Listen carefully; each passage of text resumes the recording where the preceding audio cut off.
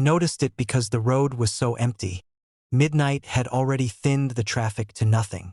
The highway that cut through the outskirts of town felt abandoned. 4 lanes of dark asphalt stretching ahead like a tongue pressed against the night. My headlights carved out a narrow tunnel. Beyond that, everything was suggestion. Fields, distant utility poles, low buildings set back behind parking lots that had long since gone dark. The hum of the engine was steady and low, a vibration through the steering wheel into my palms. I'd driven this stretch before, between cities, between contracts, between versions of myself. I liked the anonymity of it.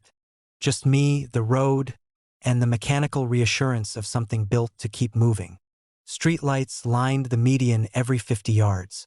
Each one flared white as I approached, then slid across the windshield in a bright smear before dissolving in the rearview mirror.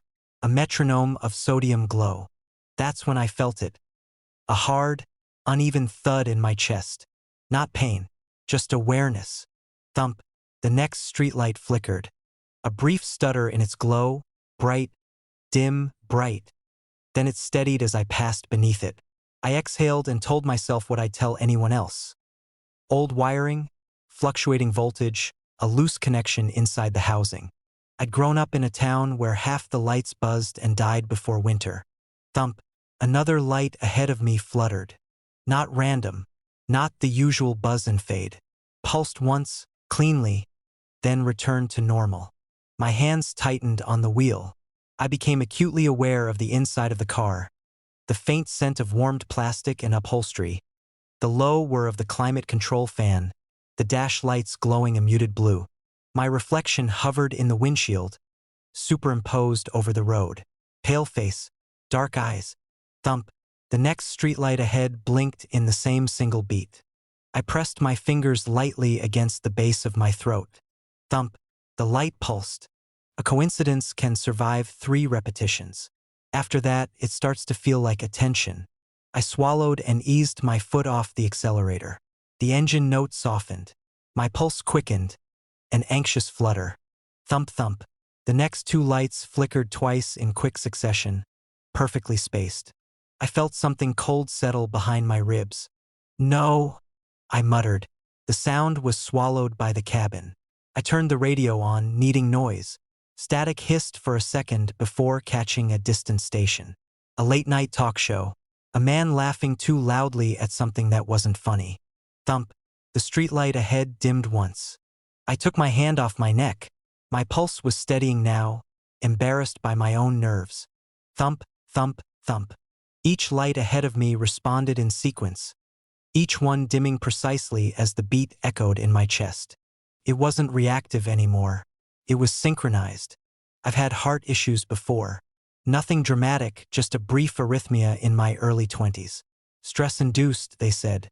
I spent a night in a hospital bed with adhesive patches across my chest, watching my own heartbeat translate into jagged green lines on a monitor. I remember how loud it sounded when they turned up the audio. A small electronic blip, like something sending a signal. Back then, I'd asked the nurse if the machine ever picked up other signals. Radio waves, stray currents. She laughed. This thing can barely pick up you. But as I drove beneath the next flickering light, I remembered how the monitor sometimes glitched when someone used a phone nearby. The line would shudder, jump, thump. The streetlight flared brighter this time before settling. My breathing shortened. The road signs ahead reflected my headlights in quick, white flashes. Exit 14A. Speed limit 55. Merge left. Each sign seemed to watch me pass, each reflective surface an eye briefly opening. I pressed harder on the gas. The engine responded, rising to a smooth growl. The car surged forward, closing the distance between me and the next row of lights. My heart raced to match the speed. Thump, thump, thump, thump. The lights began to flicker faster. Not randomly, not struggling, keeping up. The pattern traveled down the line of poles ahead of me like a wave. A ripple of illumination racing into the dark. The flicker wasn't just under me anymore. It was anticipating me, lighting up and dimming in time with the frantic rhythm in my chest before I reached it. I eased off the gas. Immediately, My pulse lagged behind, confused. The lights adjusted. Their timing shifted, slowing in perfect sympathy with the change in my heart rate. A laugh bubbled up in my throat, thin and unsteady. "It's a grid," I said aloud. "Central control, sensors, automation. Some cities dim their lights when traffic is low. Motion detectors, energy-saving protocols. But motion sensors don't care about heartbeats. And they don't adjust before you do." I tested it. I held my breath. For a moment, my heart hammered harder in the silence of my body. I counted the beats. 1, 2, 3. The streetlight ahead flickered 3 times. I exhaled slowly, trying to calm myself. The lights dimmed in longer intervals as my pulse steadied.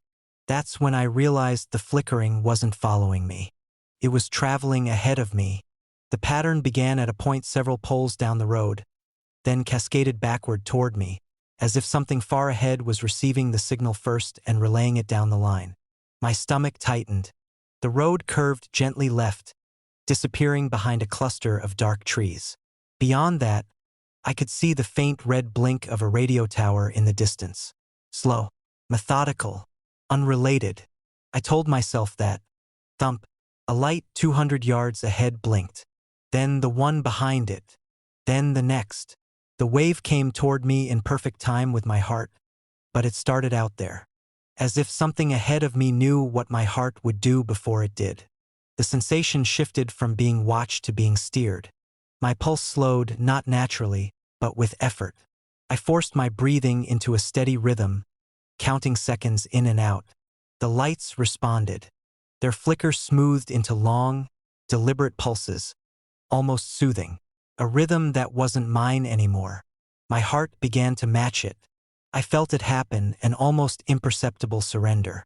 My natural beat gave way to the external cadence. The streetlights pulsed once, pause. Once, pause. My chest followed. Thump, pause, thump, pause. The engine hum seemed to harmonize with it, rising and falling in pitch as my foot unconsciously adjusted pressure on the pedal. The lane markings slipped beneath me in a hypnotic pattern. White dash, black space, white dash, black space. The lights weren't responding. They were setting the tempo. I tried to speed up again. My heart resisted, sluggish, as if wading through syrup. The lights ahead continued their steady, patient pulse. My chest struggled to break free, to quicken. Couldn't.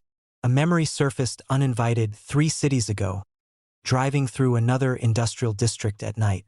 I'd noticed a flicker then too. Brief. Dismissed. In the rearview mirror, a row of lights had blinked in unison as I merged onto the highway. I chalked it up to coincidence. Then in the next city, the parking garage lights had hummed strangely as I walked beneath them. A subtle dimming when I paused. I'd blamed faulty wiring. Always wiring. The road straightened. Ahead, the radio tower loomed larger now, its skeletal frame barely visible against the sky. The red beacon at its peak blinked in its own slow rhythm. But as I watched, the red light hesitated. It adjusted. Its blink stretched, aligned, and fell into sync with the streetlights. With my heart, the entire stretch of road ahead pulsed as one organism. Poles, bulbs, tower, even the faint glow from a distant billboard, everything breathing in the same measured cadence. My chest tightened painfully. I realized then that I hadn't chosen this route tonight. I'd followed my GPS without question. A faster way it had suggested. Less traffic. The map on my dashboard showed a thin blue line leading straight toward the tower. The label beneath it read, "Grid access point, authorized personnel only." I didn't remember seeing that before. The flicker intensified, not frantic, not aggressive. Insistent. Guiding. The next exit sign flashed brighter than the rest. Exit 17. The reflective numbers flared with each pulse. 17. My heartbeat stumbled. The lights corrected it. 17 beats per minute. Too slow. A cold understanding seeped into me. The system wasn't reacting to my body. It had been calibrating it. Tracking anomalies across cities. Adjusting voltage, frequency, timing. learning the irregularities in my rhythm until it could replicate them perfectly, until it could replace them. The car's dashboard lights dimmed, joining the pulse. The radio cut to static, then to a soft, rhythmic tone, like a hospital monitor slowed to a crawl. Blip, pause, blip. I tried to turn the wheel, to take the exit, to do anything unscripted. The power steering stiffened. The engine note flattened, resisting change. The road ahead glowed in a long corridor of synchronized light, leading straight to the base of the tower where a fenced compound waited in darkness. My chest felt distant now, as if the beat inside it belonged to something miles away. The streetlights no longer flickered with me. They flickered for me. Across the horizon, beyond this road, I could see faint pulses in the distance. Other highways, other lines of light threading through the dark landscape, all breathing in the same slow, patient rhythm. 17. The grid had found a frequency it liked, and as my pulse faded into its steady, borrowed cadence, I understood with a clarity that felt almost merciful. I hadn't been driving across cities. I'd been moving through checkpoints, and the next streetlight didn't flicker with my heartbeat anymore. It flickered in anticipation of the next one it intended to give me. It wasn't a bump. It was a give, a subtle, almost tender resistance beneath the rear axle, like driving over a heavy coat left in the road. The steering wheel didn't jerk. The suspension didn't rattle. The car just dipped for half a second and rose again. Then the hum of the engine returned to its steady, low vibration. I looked up instinctively. The highway behind me was clean. 2 pale ribbons of asphalt caught in the red wash of my taillights. The reflectors along the shoulder blinked in perfect order, receding into blackness. No debris, no animal, no torn shape left in the road. Just empty. I tightened my grip on the wheel and checked the rearview mirror again, angling it slightly as if I'd missed something in the first glance. The interior light from the dashboard cast a faint blue glow over my knuckles. The speedometer needle hovered at 63. The engine purred in a comfortable register. There was nothing back there. The road was the kind you drive when you don't want to see anyone else.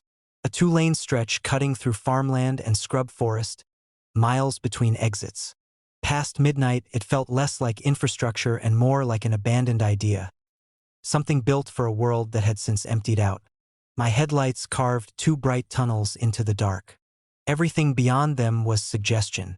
Fence posts, low grass, the occasional sign emerging from blackness just long enough to reflect back at me before vanishing again. I told myself it was a piece of tire tread, a bag, maybe a section of blown-out insulation from a truck. But I'd felt it.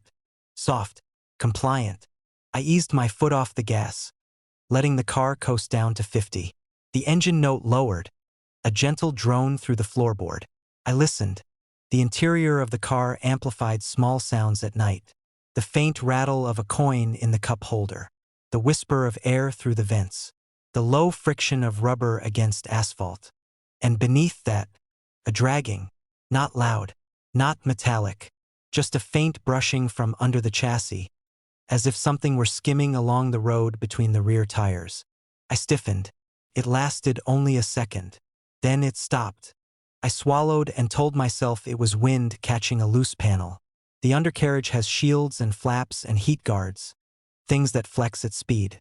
I'd had one come loose years ago after hitting a pothole. But I hadn't hit a pothole. I'd rolled over something that yielded. The next mile marker slid past on the right. White rectangle. Black numbers. The reflective paint flared in my headlights. For a moment, I thought the numbers looked wrong, blurred, rearranged, but by the time I focused on them, they were ordinary again. The road remained empty. I drove on. 5 minutes later, it happened again. A soft compression beneath the rear tires. This time, it was unmistakable. The car dipped slightly, as if something had lain down across both lanes just long enough to be flattened beneath my weight. My heart kicked hard in my chest. I checked the mirrors before the car had even leveled out. Nothing. No shape. No shadow. The asphalt behind me was pristine, untouched. The reflectors blinked with mechanical precision. The painted lines lay flat and uninterrupted. I slowed to 40. The engine vibration shifted into a lower hum, almost intimate. The headlights reached less far now, shrinking the visible world into a smaller island. The darkness pressed closer on both sides. Under the car, something moved. It wasn't dragging this time. It was adjusting. A subtle redistribution of weight, like someone sliding across a bench seat. The rear suspension creaked faintly, then settled. I felt it in my spine before I understood it. The car felt heavier. I exhaled through my nose and forced my thoughts into order. You ran over something soft. It didn't stay behind. It lodged underneath. I glanced at the temperature gauge, the oil pressure, the battery indicator. All steady.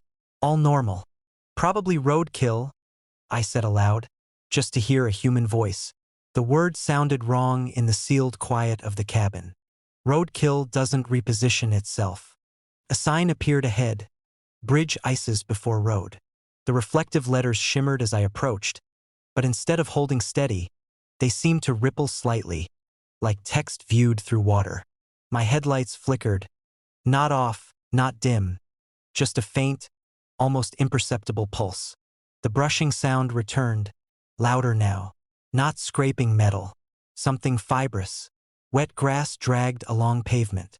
It shifted toward the center of the car. Directly beneath me, the steering wheel vibrated faintly, not from the engine, but from below, as if something were pressing upward against the floor. I tightened my grip and accelerated. The engine responded with a deeper growl. The wind noise increased, slipping along the sides of the vehicle in a long, steady hiss. For a moment, the weight seemed to thin. Then the rear tires rolled over something soft again. But this time, I knew there was nothing on the road, because I was watching it. The headlights illuminated a clear, empty stretch of asphalt ahead. I stared at it as I drove, refusing to blink. The compression happened anyway, as if the road itself had risen to meet the tires. My breath shortened. The painted centerline began to look slightly raised, the white dashes thickening in my vision. The reflectors along the shoulder no longer blinked in straight alignment. They staggered subtly, like eyes shifting in their sockets. The road didn't feel flat anymore. Felt padded, yielding in places. Each time the tires rolled, there was the faintest delay before the car responded, as if something beneath the rubber absorbed the motion before passing it back up. The dragging sound grew more deliberate. It wasn't random brushing now. It was crawling, under the rear axle, toward the front. A faint thud echoed up through the floorboard as if something had tapped the undercarriage experimentally. Then again, I imagined pale fingers testing the metal. No, I whispered. The dashboard glow flickered once, casting strange shadows across the interior. My reflection in the windshield looked thinner, stretched by the curve of the glass. The weight shifted again. The front suspension dipped a fraction. It was no longer beneath the rear tires. It was beneath my seat. The car didn't feel heavier now. It felt occupied. I could sense its center of gravity recalibrating with each subtle movement under the chassis. The steering felt different, sluggish, resistant, as though my inputs had to pass through something else before reaching the wheels. The road signs ahead seemed to lean inward, their posts slightly angled toward the lane. The yellow reflectors along the median blinked in irregular patterns, some lighting before my headlights touched them. Complicit, the next mile marker appeared. I stared at it as I passed. The numbers were clear this time. They hadn't changed, but they were closer together than they should have been. The last one had been barely a minute ago. Under the car, something pressed upward harder. The floor beneath my feet bulged almost imperceptibly. I felt it through the soles of my shoes. A slow, testing push. Then the soft compression again, this time without the tires moving over anything. The give happened while I was cruising straight and steady, as if something inside the road had shifted to accommodate the weight it carried. I realized then that whatever I'd rolled over hadn't been on top of the asphalt. It had been part of it, waiting for something heavy enough, fast enough, waiting for a vehicle. For years, I'd driven these empty roads at night, the same highways, the same back roads cutting through nowhere. I'd always liked the feeling of being alone with the machine. A moving island in a dark sea. But maybe that was the point. A moving island can carry things. The brushing beneath the car ceased. The weight stabilized. The engine hum returned to its normal, isolated vibration, as if nothing else occupied the space below. Ahead, the highway stretched clean and empty once more. I almost believed it was over. Then, in the rearview mirror, I saw the road dip. Not where my tires touched it. Farther back. A soft, rolling depression moved along the asphalt, following in my wake. A wave traveling beneath the surface, matching my speed. The reflectors blinked as it passed beneath them. The mile marker bent slightly, then straightened. The road wasn't empty anymore. It was awake, and whatever I'd run over hadn't stayed with the car. The car had become the trigger. The depression in the asphalt accelerated, closed the distance. I felt the soft give beneath the rear tires once more. But this time it didn't stop at the axle. The entire vehicle sank a fraction of an inch, as though settling into a mold that fit it perfectly. The steering wheel vibrated with a low, satisfied hum. The dragging never returned. There was no more crawling, because there was nothing left underneath. It wasn't riding with me. It was riding the road. And the road, stretching endlessly ahead into the dark, no longer felt like something I was driving on. Felt like something I was feeding. The next soft compression came not from beneath the rear tires, but from miles ahead, a faint dip in the asphalt forming in anticipation, waiting for me to arrive, waiting for something heavy enough to press it awake again.